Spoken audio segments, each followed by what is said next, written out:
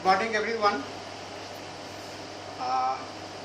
पिछले क्लास में हम लोगों ने ओल्ड एज बूढ़े लोगों के लिए केस टेकिंग का अध्ययन किया था। आज हम लोग एक और विषय केस टेकिंग में ले रहे हैं। स्ट्रेटेजिक केस टेकिंग बहुत इम्पॉर्टेंट होता है।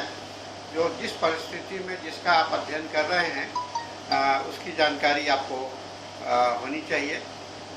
आज हम लोग देखने जा रहे हैं अनकॉन्शियस पेशेंट जो बेहोश पड़े हुए हैं, मूर्छित हैं, कोमा में हैं, उन रोगियों का हम केस टेकिंग कैसे करें। हम लोगों के समय में क्लिनिक में अक्सर ऐसा समय आया करता है जब रोगी को, एक बेहोश रोगी को या अनकॉन्शियस रोगी को लेकर के हम लोगों के सामने में रखा जाता है और उम्मीद की जाती है कि हम लोग इसके विषय में जानकारी प्राप्त करें। क्योंकि रोगी वहाँ पर बोल नहीं सकता है, वर्बल कॉन्शियसनेस नहीं होता है, केवल उसके अटेंडेंट्स होते हैं और आपको खुद अध्ययन करना होता है। तो यहाँ पर सारे जो लक्षण होते हैं वो सब्जेक्टिव सिम्टम्स यहाँ पर आपको नहीं मिलते हैं, लेकिन हमको यहाँ पर भरोसा करना पड़ता है ऑब्जेक्टिव सिम्टम्स पर। और उस ऑब्जेक्टिव सिम्टम्स में भी हमको यह देखना पड़ता है कि कौन सा लक्षण जो है सो रोगी के जीवन के करीब है और कारण किस कारण से यह अवस्था आया है।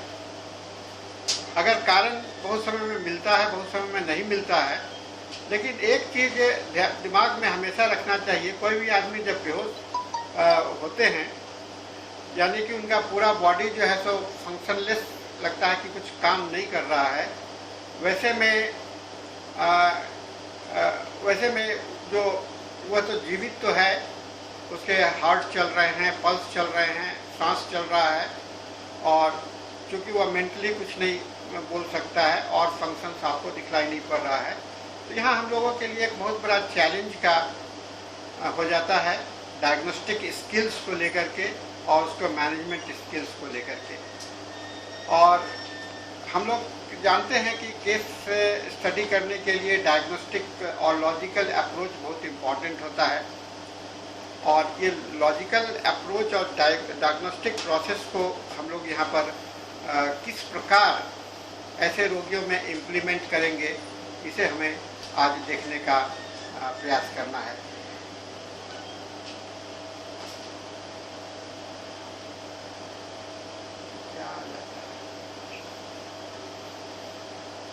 ठीक है ना, किस प्रकार इसको हम लोग ऐसे रोगियों में कर सकते हैं। और ख़ास करके जो हम लोग देखते हैं कि फिजियोलॉजिकल डिसफंक्शन है और न्यूरोलॉजिकल मेटाबॉलिकल फंक्शंस जो है सो इसमें आपको नगण्य हो जाता है और डायग्नोसिस करते समय में अचानक ये क्लियर नहीं हो पाता है कि यह कारण क्या है ना। लेकिन यह भी है कि यह एक इमरजेंसी है, तो सारे काम को हमको ध्यान जो है तो हमको यहाँ पर देना पड़ता है। सबसे जो कंपोनेंट हम लोगों का है असेसमेंट का क्राइटेरिया, उसके अंदर में आता है हिस्ट्री लेना होता है, एग्जामिनेशन करना पड़ता है, फिर इन्वेस्टिगेशंस और ट्रीटमेंट की बात होती है और कारण बेहोशी का हमें ढूंढना है। ये पार्ट हमारा 4 पार्ट बहुत इम्पॉर्टेंट है कोई भी केस टेकिंग के लिए। हिस्ट्री लेना, एग्जामिनेशंस करना, इन्वेस्टिगेशन एंड ट्रीटमेंट करना और कारण को प्राप्त करना। जहाँ तक कि कोमा को हम लोग डिफाइन करते हैं, इसको कहा जाता है स्टेट ऑफ अनरिस्पॉन्सिवनेस, एक ऐसा अवस्था जबकि रोगी अपने आप को रिस्पॉन्स नहीं कर पा रहा है, आपको अभिव्यक्त नहीं कर पा रहा है और चुपचाप वह आंख बंद किए हुए या आंख खोले हुए लेटा हुआ है और किसी भी स्टिमुलस का, किसी भी उत्तेजना के प्रति उसके अंदर में, चाहे वह साधारण उत्तेजना हो या बड़ी उत्तेजना हो, उसके प्रति उसका प्रतिरोध नहीं होता है। और इसलिए इसका जो क्लिनिकल सिम्टम्स है वो तुरंत आसानी से निकल नहीं आता है। कभी कभी ऐसा पेशेंट होता है जो कि उसके शरीर में कुछ हरकत होते रहते हैं और कुछ शरीर में कुछ भी हरकत नहीं होता है। दो तरह के ग्रुप में बांटते हैं, कुछ भी हरकत नहीं होता है। लेकिन सबसे पहला जो अध्ययन हमको करने का जरूरत पड़ता है ऐसे समय में, वह कि यह रोगी अभी जिंदा है, इस बात को दिमाग में अगर लेकर के चलते हैं, सारा शरीर फंक्शन लेस है, कोई न कोई शरीर इसके अंग है जो कि एक्शन में होगा या गति में होगा। तो हमें इस अनकॉन्शियस पेशेंट में वैसे स्थान का अध्ययन देखने का कोशिश करना चाहिए जहाँ कोई ना कोई मूवमेंट आपको दिखलाई पड़ेगा। रोगी बेहोश पड़ा हुआ है, सारे अंग शिथिल पड़े हुए हैं और वैसे में उसका कोई ना कोई अंग जरूर होता है। कभी कभी आप देखिएगा आँख उनका पलक जो है सो ऊपर नीचे चलता रहता है, पैरों की उंगलियां चलती रहती हैं, नाक का ये होता है, तो लिप्स का मूवमेंट होता रहता है, कहीं ना कहीं पर कुछ मूवमेंट्स आपको दिखलाई पड़ेगा। और अगर आप इस तरह के मूवमेंट्स को देख पाने में सक्षम हो जाते हैं तो बहुत ही बेहतरीन होम्योपैथिक मेडिसिन आपके सामने में आ सकता है और आप बहुत अच्छा मदद कर सकते हैं होम्योपैथी। तो पहला अप्रोच जो मैंने बताया रोगियों के साथ में अनकॉन्शियस में, to find out the position, वैसे स्थान का खोज करना जहाँ पर कि पेशेंट के अंदर में कुछ जान दिखलाई पड़े, कुछ लाइफ दिखलाई पड़े, है ना। Life in the lifeless patient, lifeless patient में लाइफ को देखने का प्रयास पहला अप्रोच होना चाहिए, ठीक है ना। उसके बाद में फिर हम आगे का इन्वेस्टिगेशंस करते हैं, उसके इटियोलॉजी का जानने का, कारण जानने का प्रयास करते हैं और सारे इन्वेस्टिगेशन और मैनेजमेंट का काम करते हैं, ठीक है ना। इमरजेंसी अप्रोच जो है ये हमारा यहाँ पर होता है। और कॉमा जो है सो जनरली क्यों होता है, वह होता है टेम्पररी या permanent impairment of reticular activity, है ना। आपके ब्रेन स्टेम में जो इम्पेयरमेंट होता है, चाहे वह टेम्पररी हो या परमानेंट हो, वह आपको कॉमा का या अनकॉन्शियसनेस का मुख्य कारण हुआ करता है। इसलिए इसके दोनों सेरिब्रल हेमिस्फीयर और बायलैटरल थैलेमस में इफेक्ट होने के कारण हम लोग अक्सर बेहोश हो जाया करते हैं। ऐसे में पेशेंट का मौत कैसे होता है, ऐसे रोगियों में मौत कैसे होता है, तो सबसे पहला जो रोग मौत का कारण बनता है वह कार्डियक अरेस्ट होता है, फिर सांस रुक जाने का होता है और सांस लेने के नली में कहीं ना कहीं रुकावट आपको दिखलाई पड़ेगा। ये तीन बात को, cardiac arrest, airway obstruction and breathing, oxygenation की कमी जो है सो ऐसे पेशेंट में आपको देखने चाहिए। और ये तो है इमीडिएट डेथ की बात है। कुछ होता है कि कुछ ये रोग में कुछ मिनटों के बाद में मौत हो सकता है। एक तो है कि इमीडिएट मौत होगा तो वह कार्डियक अरेस्ट के कारण होगा, सांस के नली में ऑब्स्ट्रक्शन हो जाने के कारण होगा। लेकिन अगर कुछ समय लगता है, जिंदा रहता है कुछ समय तक, तो उसमें नेक्स्ट फ्यू मोमेंट्स में उसमें हाइपोग्लाइसेमिया का कंडीशन, माने कि शरीर में चीनी का, शुगर का, ग्लूकोज की कमी हो जाना, या कोई दवा का ओवरडोज हो जाना, या इंटरक्रेनियल हाइपरटेंशन और हर्निएशन हो जाने के कारण कुछ समय के बाद में मौत होगा। तुरंत नहीं होगा, कुछ समय के बाद में, कुछ मिनटों में होगा और कुछ मिनटों में होगा। इसमें एक चीज़ का ध्यान में रखना चाहिए, rapid focus of the primary survey neuro. आपको सबसे पहले उसके प्यूपिल्स का जो आँख का पुतली है उसके मूवमेंट को देखिए, जो उसके पैरों को देखा करिए, कहीं पर कोई ना कोई मूवमेंट है कि नहीं। फिर हर्निएशंस का देखिए और ब्रीदिंग पैटर्न देखिए। ब्रीदिंग पैटर्न देखना उस समय में जरूरी होता है और सांस ले रहे हैं और हार्ट का रेट उस समय में देखना हम लोगों के लिए बहुत जरूरी होती है। फिर इसका जो बहुत ही वाइटल प्राइमरी सर्वे है रैपिड का, टॉक्सीड्रोम, वाइटल साइन, प्यूपिल्स और स्किन, है ना। वाइटल साइंस, प्यूपिल्स और स्किन।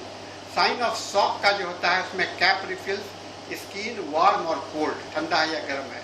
एब्डोमेन में किसी तरह का कोई पेन है या मास है, इसको देखने का कोशिश करना चाहिए। और कोई ट्रॉमा का, चोट लगने का कोई रीजन है, उसको खोजने का प्रयास करना चाहिए।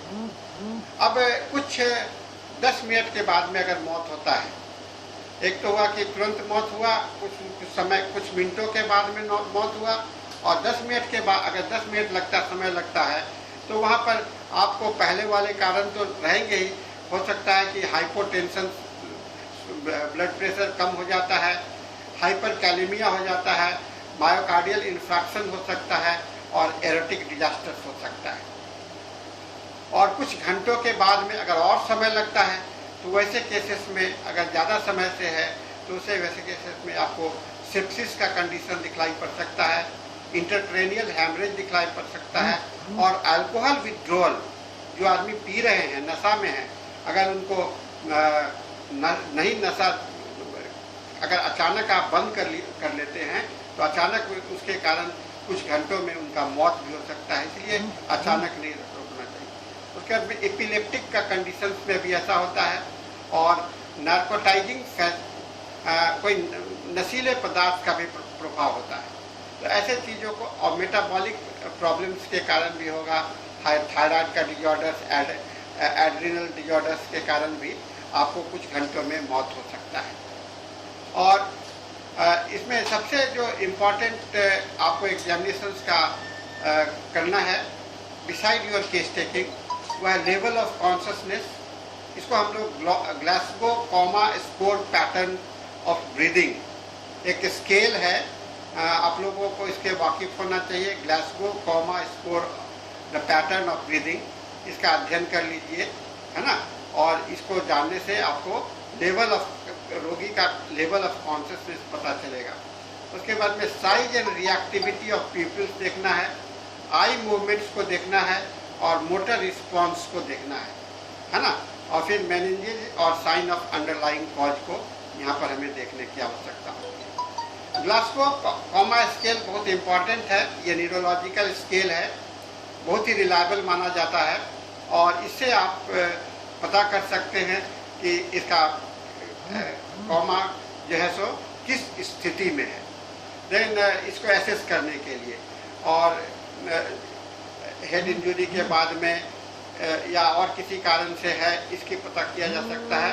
ये 1974 में ये जो है सो ग्लासगो में प्रोफेसर जे जेनेट के द्वारा एस्टैब्लिश किया गया था, और आज भी इसको लोग यूज कर रहे हैं। इस तरह के पेशेंट में आँख का इस स्केल में आँख, मोटर रिस्पांस और बेस्ट वर्बल रिस्पांस EMV, है ना, EMV का जांच किया जाता है। और स्केल के लिए जैसे आपको बने हुए हैं, स्पॉन्टेनियस है, अगर आँख का ओपनिंग बहुत अचानक खुलता है, स्पीच नहीं है, पेन नहीं है, रिस्पॉन्स। उसका मोटर न्यूरॉन के लिए है, वर्बल कमांड्स मानता है, पेनफुल स्टिमुलस है, फ्लेक्शंस विड्रॉल है, एब्डोमिनल है, तो ये आपका होता है। और वर्बल रिस्पांस, उसके बाद में टोटल असेसमेंट है। अगर आपका असेसमेंट 14 से 15 ऊपर है तो माइल्ड हेड इंजरी की बात मानी जाती है। अगर इस स्केल में 9 से 13 का आता है तो उसको मॉडरेट हेड इंजरी माना जाता है, और 3 से 8 अगर आता है तो बहुत ज़्यादा हेड इंजरी माना जाता है। EMV में आपका जो कैलकुलेशन किया गया है 1, 2, 3, 4, 5 नंबर दे करके, तो उसके हिसाब से आप इसको पहचान सकते हैं, ठीक है ना। तो ये एक तरीका है जिसको कि हम लोग ग्लासगो स्केल्स की बात करते हैं। यह अलग अलग एज के लिए बना हुआ है, इसका डिटेल से स्टडी आप लोग को कर लेना चाहिए, जिससे कि आप ग्लासगो स्केल्स का इस्तेमाल अनकॉन्शियस पेशेंट में कर सकें। बच्चों के लिए भी होता है ना। फिर इसके वाइटल साइंस हमको देखना है, पल्स, है ना, पल्स में टैकीकार्डिया, ब्रैडीकार्डिया है कि नहीं, ब्लड प्रेशर इंक्रीज है, डिक्रीज है। अगर टैकीकार्डिया है तो हाइपोवोल्मिया हेमोरेज है, हाइपरथर्मिया है, इंटॉक्सिकेशंस है। ब्रैडीकार्डिया है तो रेज्ड इंटरक्रेनियल प्रेशर्स है, हार्ट ब्लॉक है। ब्लड प्रेशर में आपको अगर बढ़ा हुआ है तो हाइपरटेंसिव इंसेफेलोपैथी, सेरेब्रल हैमरेज और रेज्ड इंट्राक्रेनियल प्रेशर्स देखा जा सकता है। अगर कम है बीपी तो हाइपोवॉलेमिया, मायोकार्डियल इन्फ्रैक्शन और इंटॉक्सिकेशंस पॉइजनिंग को देख सकते हैं। रेस्पिरेटरी रेट्स अगर बढ़ा हुआ है तो उसमें निमोनिया हो सकता है, एसिडोसिस हो सकता है, पल्मोनरी एम्बोलिज्म हो सकता है और रेस्पिरेटरी फेलियर्स हो सकता है। अगर कमा हुआ है तो इंटॉक्सिकेशंस या पॉइजनिंग का केस हो सकता है। टेम्परेचर अगर आपका बढ़ा हुआ है तो वहाँ पर सेप्सिस, मेनिंजेस और इंसेफेलाइटिस हो सकता है, मलेरिया, पोर्टलाइन हेमरेज। अगर कम है, हाइपोग्लाइसेमिया, टेम्परेचर अगर कम है तो हाइपोग्लाइसेमिया, शुगर का कमी हो जाना, हाइपोथर्मिया, टेम्परेचर का कमी हो जाना, मिक्सोडेमा, अल्कोहल, बार्बरेट्स, सेडेटिव, इंटॉक्सिकेशंस के कारण ऐसा हो सकता है। अगर कारण को देखना है, अगर मेनिंजेज नहीं है तो स्ट्रोक स्पेस है और हेमरेज है, इसको देखना है, मेनिंजेज को आपको देखना है, ठीक है ना। फिर toxins, organ failures, metabolic, endocrine, seizures को देखना है। फिर जनरल एग्जामिनेशन आता है और जनरल एग्जामिनेशन में आप गर्दन का स्टिफनेस देखिए, ट्रैक मार्क एंड ड्रग पैराफेरनालिया देखिए, इन्फ्यूजन अगर किसी तरह का है तो वो देखिए, वेंटिलेटर का कोई ब्रीदिंग का कोई प्रॉब्लम है तो वह जनरल एग्जामिनेशन के अंदर में आपको आ जाएगा। लेवल ऑफ कॉन्शियसनेस जो मैं बताया उसको भी आपको स्कोरिंग जो सिस्टम है, कई एक स्कोरिंग सिस्टम है जिसमें कि ग्लासगो कॉमा स्केल, फिर एजिटेशन सेडेशन स्कोर, ये सब यूज किया जाता है। आप किसी एक का अध्ययन कर लीजिए और उसको इस्तेमाल कर सकते हैं। पैटर्न ऑफ ब्रीदिंग बहुत इंपॉर्टेंट होता है। चेन स्ट्रोक ब्रीदिंग है ना, वो और ये समय में आपको ज़्यादा दिखलाई पड़ेगा। Central hyper ventilation, prolong inspiratory pauses, रुक रुक करके आना, फिर रैपिड है ब्रीदिंग। मैंने पैटर्न आपको अध्ययन करना बहुत ही जरूरी होता है। फिर पिपलरी रिस्पॉन्स, अगर आप बोलते हैं तो उसके आंखों में कोई गति आता है कि नहीं, है ना, और साइज कितना खुलता है, बंद होता है, ये आपको कितना ओपन करता है, कितना बंद होता है, ये रिस्पॉन्स को देखने का जरूरत होता है, ठीक है ना। फिर मोटर रिस्पॉन्स को देखने के लिए उसके हाथ पैर को प्रिकिंग करके उसमें स्टिमुलेट करने का प्रयास करिएगा तो मोटर रिस्पॉन्स आपको वहाँ पर दिखलाई पड़ेगा, ठीक है ना। फिर गैग रिफ्लेक्स कहते हैं। Gag reflex absent may be absent in normal people and those accustomed with endotracheal tube, और ये लैरिंजियोस्कोप के माध्यम से गैग स्केल्स करके टंग डिप्रेसर से आप इसका मुंह का देख सकते हैं, सेंसरी और मोटर्स दोनों को। कफ रिफ्लेक्स, खास अनकॉन्शियस स्टेट में कफ का रिफ्लेक्स भी बहुत होता है और कफ को स्टिमुलेट कर सक्शन से या कैथेटर डाल करके, इंडोट्रैकियल ट्यूब डाल करके आप कफ रिफ्लेक्स का अध्ययन कर सकते हैं। फिर मोटर रिस्पॉन्स है ना, ये मोटर रिस्पॉन्स को अभी मैंने चर्चा किया था, उसका पोस्चर्स को बदल करके उसके शरीर में कोई हरकत करके आप मोटर रिस्पॉन्स उसके अंदर में निकाल सकते हैं। मोटर रिस्पॉन्स में देखना पड़ता है tone, clonus, deep tendon reflexes, plantar reflexes कितना हो रहा है और इनवॉलेंट्री मूवमेंट है कि नहीं कहीं। जो मैं शुरू में बताया था पहला साइन के रूप में, वो चूँकि वो होम्योपैथिक व्यू से फर्स्ट जो इनवॉलेंट्री मूवमेंट है वो बहुत इंपॉर्टेंट हुआ करता है, वो दवा का बड़ा इंडिकेटिव हुआ करता है, और उसके अंदर में एसिमेट्री कितना है और समानता कितना है, असमानता कितना है, इसको हम लोगों को देखना चाहिए, ठीक है ना।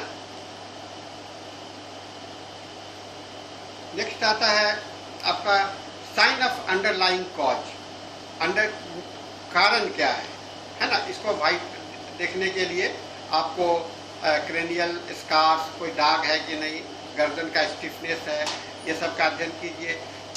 कोई ड्रग का कोई दाग ये है, वेंटिलेटर्स और डायबिटिक, हाइपरटेंसिव, रेटिनोपैथी, सब थायराइड, हेमरेज, ये सब का अध्ययन हम लोगों को करना चाहिए। तो ये हम लोगों का अप्रोच है, और अनकॉन्शियस पेशेंट के समय में इसको इमरजेंसी मान करके तो हम लोग चलते ही हैं। अगर इस इमरजेंसी को लेकर के आप आगे बढ़ते हैं। और अब आते हैं हम लोग इसको अपने होम्योपैथी पैटर्न में। तो अनकॉन्शियस पेशेंट के लिए हम लोगों ने देखा है बहुत अच्छा रिस्पांस करता है, खास करके कैमोटेज पेशेंट में, ब्रेन हैमरेज के केसेस में, और जहाँ बहुत दिनों से पेशेंट पड़ा हुआ है बेहोश, वैसे में आप यूज कर सकते हैं, बशर्ते कि आपका जो है डायग्नोसिस, आपने जो अध्ययन किया है वह आपका पूरा होता है। तो हम लोग आज जो हम लोगों ने देखा है वो हम लोगों के लिए एक ये प्रयास हमने किया है आपको बताने के लिए कि बेहोश रोगियों में आप किस प्रकार से रोगी को देखेंगे। एक चीज़ का हमेशा ध्यान में रखिएगा, अनकॉन्शियस पेशेंट के समय में अगर आप अपना प्राइवेट क्लिनिक का काम कर रहे हैं तो अगर आप इसके सेकेंड ग्रेड का कॉमा या इसका आता है तो इमीडिएट खाली फर्स्ट एड का काम करना चाहिए, और ऐसे में रोगी को तुरंत हॉस्पिटलाइजेशन की सलाह देनी चाहिए। ये हम लोगों का अप्रोच होना चाहिए, क्योंकि हम जब हमारे पास में उसको रखने का व्यवस्था नहीं है तो हमें उसके प्राइमरी एड्स के सिवा और कुछ भी नहीं कर सकते हैं, और ये हम लोगों के लिए ज़रूरत होगा। तो और आप जाइएगा, आप रिपोर्टरी में देखिएगा तो माइंड चैप्टर के अंदर में बहुत सारे दवाइयाँ हैं, माइंड चैप्टर के अंदर में बहुत सारी दवाइयाँ हैं अनकॉन्शियस को लेकर के, और बहुत सारे रीजन हैं जहाँ की आप दवा के विषय में सोच सकते हैं, है ना। जैसे कि पेशेंट लग रहा है कि एक मुर्दा के जैसा पड़ा हुआ है, मुर्दा के जैसा पड़ा हुआ है, तो ये जो है फीलिंग्स जो है आपको खास करके अर्निका के केस में आप देख सकते हैं। बेहोशी का कोई समय अगर होता है, मान लीजिए कि अल्टरनेट करता है या किसी ये करता है, तो उसमें भी आपके लिए बहुत अच्छी दवाइयाँ हैं। अगर वह पेशेंट से जानने का कुछ कोशिश करते हैं, वह बोल पाता है, आपको आंसर जवाब सही देता है, लेकिन वह बेहोश के जैसा पड़ा हुआ है, तो वहाँ भी आपको बहुत अच्छा दवा है, अर्निका है, सिक्यूटा है, ये सब काम करता है। हेमरेज के कारण आपको बेहोशी है तो 17 दवा है, अपने आसपास को पहचान रहा है, लेकिन वह शरीर का उसमें मंथन नहीं हो रहा। कॉकलस उसके लिए बहुत अच्छी दवाई के रूप में आता है। और ब्रेन के बीमारी के कारण अनकॉन्शियस आप जो देख रहे हैं उसमें कुप्रामार्स और कैलीम्यूर का बहुत ज़्यादा प्रोमिनेंट रोल है। बर्निंग के बाद में, जलने के बाद में आपको अगर अनकॉन्शियस होता है तो उसमें कैलेंडुला का एक अच्छा रोल हम लोग देखते हैं। फिर इसी तरह से हम लोग ब्रेन में चोट लग जाने के कारण, जिसको कि कॉन्कशन, दो बात होता है, कॉन्कशन और इंजुरी। कॉन्कशन को कहते हैं मतलब झटका लग जाना को कॉन्कशन कहते हैं। अगर ब्रेन में झटका लगता है तो आपके पास में बहुत अच्छी दवाइयाँ हैं, अर्निका, हाइपेरिकम, नेट्रम सल्फ और प्लम्बम के विषय में सोच सकते हैं। ब्रेन इंजुरी के, हेड इंजुरी एक अलग बात हो गया और ब्रेन कॉन्कशन से एक अलग बात हो गया। उसके बाद में रोगी जो है सो बेहोशी की हालत में कुछ कुछ बोलते रहता है ना। अगर उसके मुंह से कुछ आवाज़ निकल रहा है, अपने इनवॉलेंट्री है, तो वह आपको बहुत अच्छी दवाइयाँ हो सकती हैं। डायरिया के बाद में, अगर बहुत सारा डायरिया होने के बाद में अगर अनकॉन्शियस हुआ है तो वहाँ पर आर्सेनिक एक अच्छा दवा हो सकता है ना। आपको कभी कभी रोगी लगेगा कि वह सोया हुआ है और सपना देख रहा है, ये आपको अध्ययन का बात होता है ना। और जो नशा करते हैं उन लोगों में जो बेहोशी होता है उसमें भी हम लोग का होम्योपैथी का बहुत सारी दवाइयाँ हैं, जिसके अंदर में फॉस्फोरस का भी प्रधानता है। मानसिक आघात के कारण, इमोशंस के कारण भी बेहोशी आती है। कॉफिया है, इग्नेशिया है, लैकेसिस है, इसके अलावा और भी कई एक दवा इसके साथ में है, एक्कोनाइट है, कैम्फर है, कॉस्टिकम, कैमोमिला इत्यादि का अध्ययन आता है। अब देखिए चेहरे पर जो मैंने जो बताया अध्ययन करने का, अगर चेहरे पर आप कोई रंग देखते हैं, फेस लाल है ना, रंग देखते हैं, तो आपके मैं रूब्रिक्स बता रहा हूँ कि रिपर्टरी में आपके भरे पड़े हैं रूब्रिक, और आप इसका इस्तेमाल कर सकते हैं। कैंथ्रिस, ग्लोनाइन, म्यूरेटिक एसिड है। बुखार के समय में आपको बेहोशी हो जाता है, 62 दवाइयाँ हैं और आपके लिए बहुत अच्छा अवसर मिल सकता है। हेडेक के बाद में बेहोशी हो जाता है, ठीक है ना, और इसी तरह से जॉन्डिस में बेहोशी हो जाता है, ठीक है ना, एज इफ डेड, है ना, लगता है कि रोगी मर गया है, उस तरह का है। उसमें आपको अर्निका, कारोवेज, सिक्यूटा जैसी दवाइयाँ हम लोग के मेट्रिया मेडिका में है।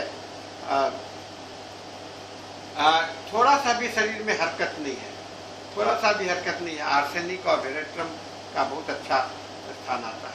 तो मैं ऐसा कुछ उदाहरण इसलिए बता रहा हूँ कि आपको कुछ दिमाग को अचानक आप वहाँ पर ले जा सकते हैं। अगर बहुत ही रेस्टलेस है ना, बहुत ही रेस्टलेस है, तो टेरेबिन्थ भी बहुत इम्पॉर्टेंट होता है ना। गाड़ी में चलते समय में बेहोश हो जाता है, उसमें भी दवाइयाँ हैं। सो करके उठने पर बेहोश हो जाता है, उसमें भी दवाई है ना।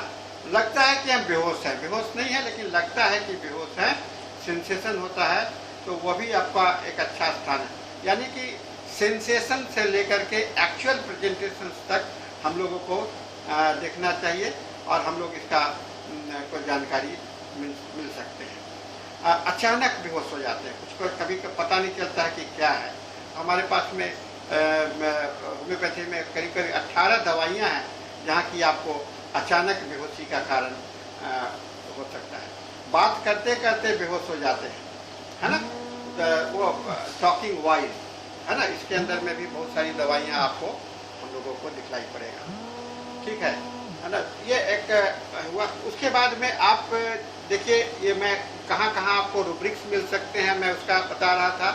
दूसरा जो है स्लिप चैप्टर में आप जाइएगा तो उसके अंदर में भी आपको कॉमा और कैमोटेज के रूब्रिक्स आपको मिलते हैं, और कैमोटेज के अंदर में भी आपको ड्यूरेशन से कितना दिन से बेहोश पड़ा हुआ है ना, पीरियोडिकली होता है। 1 दिन से बेहोश पड़ा हुआ है, 2 दिन से पड़ा हुआ है, कई एक दिनों से पड़ा हुआ है बेहोश, कंटिन्यूड क्या कॉमा में है ना, कन्वल्सन्स के बाद में हुआ है, मृत्यु के बाद में हुआ है, वह भी आपको बहुत सारा क्षेत्र है जहाँ की आप देख सकते हैं कैमोटेज का। Coma and comatose and coma vigil 2 शब्द है जो कि आप रिपर्टरी में देख सकते हैं। कॉमा विजिल में 52 दवाइयाँ हैं और कैमोटेज में 152 दवाइयाँ हैं जो आपको अच्छा ये होता है। एक होता है उसके बाद में जेनरेटिव चैप्टर में आप आइएगा तो जेनरेटिव चैप्टर में भी आपको रिपर्टरी में अनकॉन्शियस का आपको दिखलाई पड़ेगा, ठीक है ना। जेनरेटिव चैप्टर में भी आएगा, और जेनरेटिव चैप्टर में एक अच्छा रूब्रिक्स है,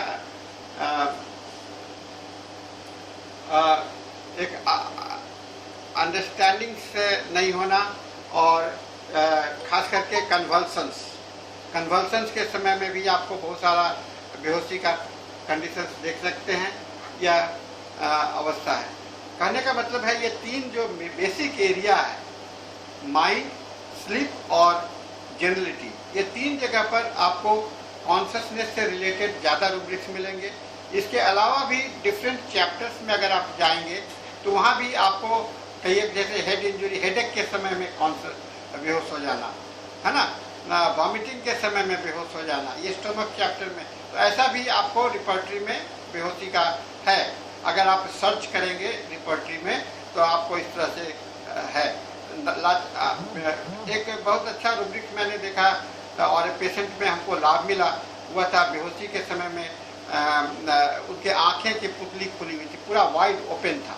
ये वाइड ओपन में ओपीएम बहुत बढ़िया वहाँ पर काम किया, है ना। एक पेशेंट मैं अपने घर में ही मैंने देखा, वो चिकन पॉक्स के बाद में सप्रेशन ऑफ इरप्शंस के कारण हुआ, और उसमें जिंकम मेटालिकम जो है सो वहाँ पर बहुत अच्छा काम किया।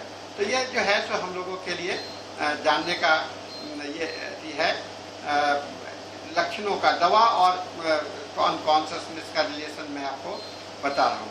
तो हम लोग का मैं जो आपको एक जनरल इन्वेस्टिगेशंस की बात किया, और जो मैं एक आपको होम्योपैथिक एंगल से जो अनकॉन्शियस पेशेंट में इन्वेस्टिगेशंस की बात किया, वहाँ पर हमें यह प्रयास करना है कि ऑब्जेक्टिव सिम्टम्स में सब्जेक्टिव लगने जैसा सब्जेक्टिव व्यवहार, और सब्जेक्टिव व्यवहार क्या होगा, मुंह से नहीं, वर्बल लैंग्वेज नहीं, बॉडी लैंग्वेज।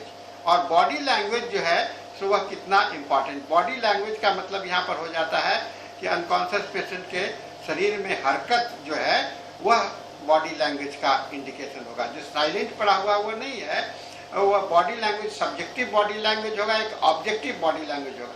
तो हमें सब्जेक्टिव बॉडी लैंग्वेज हमारे लिए ज़्यादा इम्पॉर्टेंट होगा, यानी कि जहाँ आप इनवॉलेंट्री मोशन देख रहे हैं और आप जहाँ पर कोई गति देख रहे हैं या किसी तरह का रेस्टलेसनेस देख रहे हैं, तो ये सब आपको सब्जेक्टिव वर्बल बॉडी लैंग्वेज कहलाएगा अनकॉन्शियस पेशेंट के समय में, ठीक है ना। तो ये हम लोगों का एक अच्छा, ये इस तरह से हम लोग रोगी के पास में बहुत ही सही तरीके से जानकारी प्राप्त कर सकते हैं। तो ये संक्षेप में इतनी ही बातें मैं करूँगा आज, और मुझे उम्मीद है कि हम लोग इस पर, लेकिन हाँ, थोड़ा सा प्रयास करना है, खोजने का प्रयास करना है, निराश नहीं होना चाहिए, और ऐसे समय में आप रोगी को बहुत अच्छा मदद कर सकते हैं। मैं इन शब्दों के साथ आज का इस लेक्चर को मैं यहाँ पर समाप्त करता हूँ, और कल हम लोग फिर दूसरे सब्जेक्ट को लेकर के यहाँ पर आऊँगा। Thank you very much.